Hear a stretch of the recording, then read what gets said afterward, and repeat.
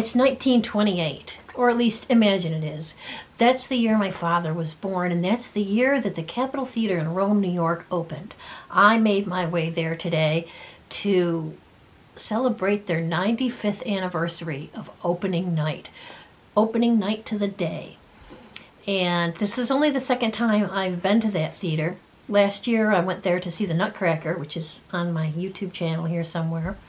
And it was a lot of fun. You know, I actually felt like it was 1928 when I was watching everything.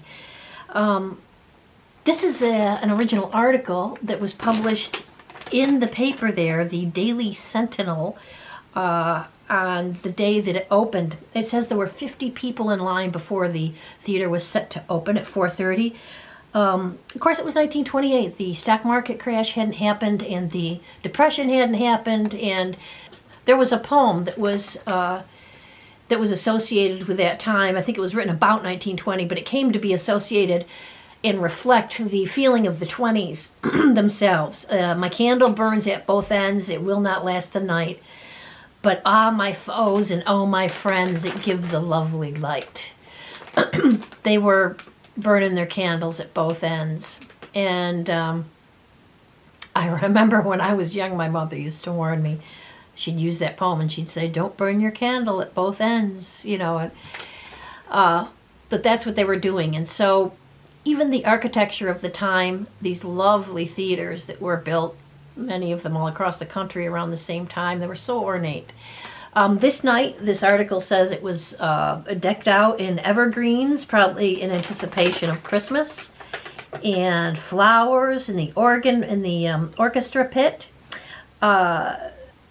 A lady there who opened the theater was singing. She was dressed in a colonial costume, and everyone was asked to stand to sing the Star-Spangled Banner. The words of the national anthem were flashed on the drape in front of the screen on the curtain, and the audience were supposed to sing along, but everybody was so charmed with the moment that they were awestruck and didn't sing, really, unlike tonight. So the owners, the people that run the theater, recreated exactly what it was like that night.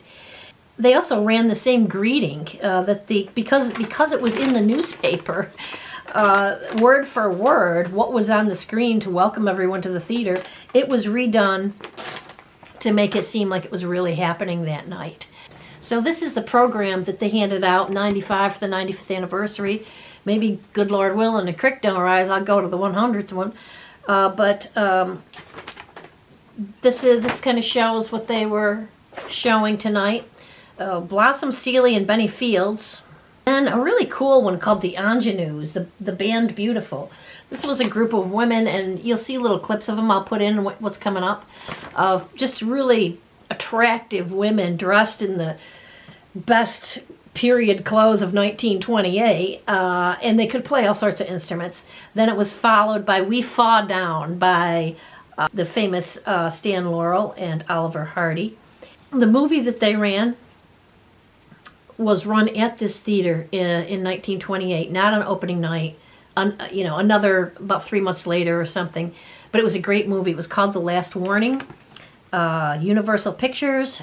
Actually, it came out December 25th, 1928, and it was really, it was on par with Phantom of the Opera because it was spooky. There were like some ghost, scary times in it, and at the time, being in the theater and realizing it was the 95th anniversary, you were kind of thinking, or maybe I'm the only one that thinks that, I don't know, that maybe some of the ghosts that were there that night are there to celebrate the 95th, the 95th anniversary of the theater. The guy that played the organ down front, there was somebody sitting in that organ 95 years ago to the day at the same time playing music for a similar movie.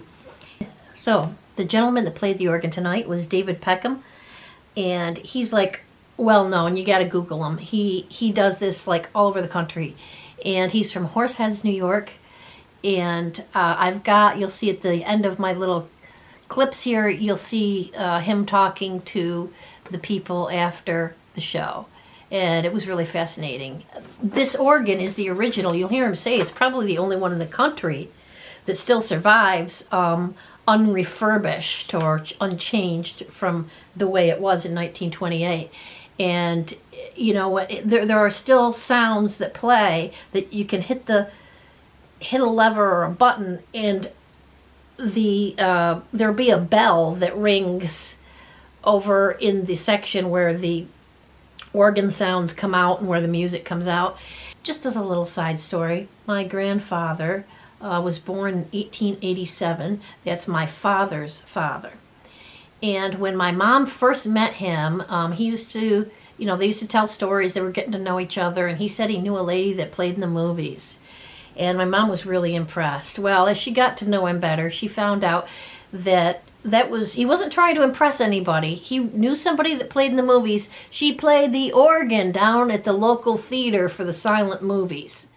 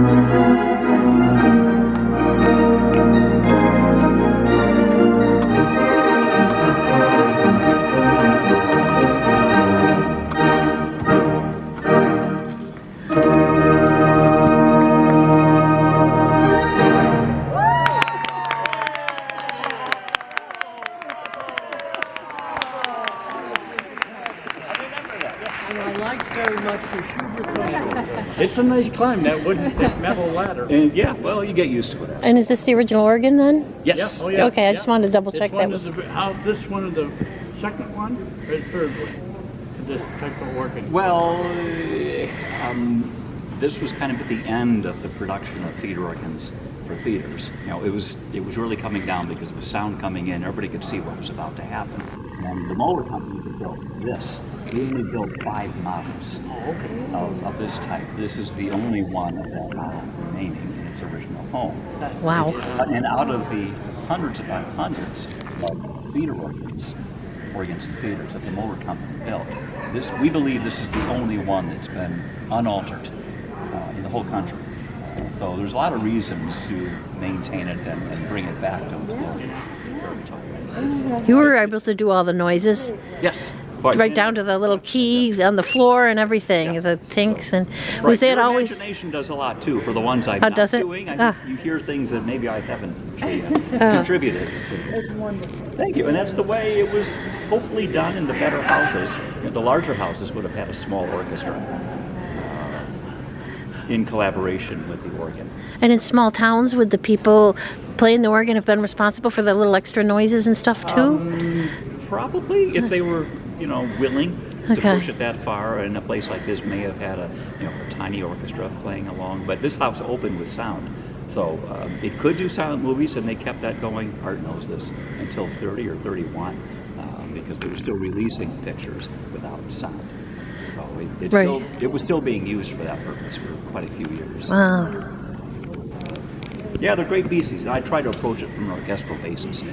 I was able to locate the original cue sheet. All these films went out with a listing of suggested themes. There were hardly any actual new scores through composed back in the 20s. There were a few. That seemed like you had a full score. Right. That's a lot of copying. I have a fairly decent library of original music. So that was things that were called for in the original cue sheet, as well as things that are appropriate to the time. Oh, is that something you assembled? Yes. Oh. Yeah, I get the blame for that. I mean, how do you even find something like that? When I was much younger, my family we were involved in restoration of instruments Okay. around Elmira, and we were contacted by the estate. Somebody had recently passed away who played in theaters in the teens and 20s. She still had his entire library. So I was able to acquire several thousand pieces right there. Oh my And I gosh. keep adding to the pile along the way. Oh, that's awesome. It's like this weird little niche of American music. It was live entertainment from the teens to the 20s, and then really was fading by 1929. And we haven't had a contract in like 95 years. So it's a terrible thing. So what did they do with this organ after 1929, 30? Well, it was getting played for different things, community events, when there'd be a gathering here, and it'd be played. Again, Art knows the history, how often it was being played, and then, as usual, they kind of fade out, and when World War II happened, a lot of people's priorities changed, and then the inroads of television, and theaters like this were really struggling at that time. And as I understand it, there was a group of volunteers in the 60s that were curious about revitalizing the organ, and were able to gain access and the understanding of the management to start working with it then. And it must have been in really deplorable condition, because I found evidence of water damage up in this side. It was probably unplayable at that point. And they brought it back, and it was kind of being played up and through the, like 6-7 years ago for the Capitol Fest events. I'm happy to be working here, and Sounds Art great. and the family, they're wonderful to get along with, and I've become very fond of the instrument in the room and the town. It's too far away, but Yeah. but I like playing the films here, because it's a rare thing to get to play an original instrument, in a theater like this, and with an audience that's responding to the films. The way it used to be, I think. Are sound effects like the siren and the gong built into the organ? Yes, they are. Oh, okay. Indeed. In fact, there's a bunch of things on the back. And those are all mechanical. Electromechanical. It's Everything coming out up operates on there. 12 volts direct current. And so there are wires underneath the contacts underneath everything here, the keys and the stops. And that information goes upstairs. And there's also a relay and switching system that send the signals where they need to be. And essentially, it's translated. Is that originally how it worked, or Yes, is it redone yes. to be electric? No. We've maintained that system, which we think is the only one in the country that hasn't been updated to electronics. Mechanical relays? Electromechanical. It has valves and leather bellows, and electronics would be faster, possibly more reliable. But this is the only one. I think I was hearing a lot of mechanical sounds and rustling. Is that? Well, how I'm controlling the overall volume is a set of louvers, like giant Venetian blinds standing on end. Oh, And they're that was very that little tired. extra noise. There's all kinds of mechanical noise. You you should not be hearing a clunkety clunk. That shouldn't be there, but we haven't gotten to it yet. No. And it's at some point in the future we'll make How most much of that did you have to noise. rehearse? I dare not say how little time I had on this, because my service business, I'm looking after about 40 churches. So it's tuning season, that Christmas thing that happens every year. So I've been on the road doing that. I did a silent film in Syracuse a little over a month ago, a big music program. I live in Syracuse. I didn't hear about that. Oh, yes, the organ at the fairgrounds, the Empire State Theater and Musical Instrument Museum, which not everybody knows about. And I go to that at the fair every year in the Art and Home Center. yeah, that's the place. My parents were charter members of that group back in the 60s. And so I went to a lot of concerts when I was a kid. You have like the bells. There's a bell up there. So a drum up there. There's a little tweet tweet. Yep.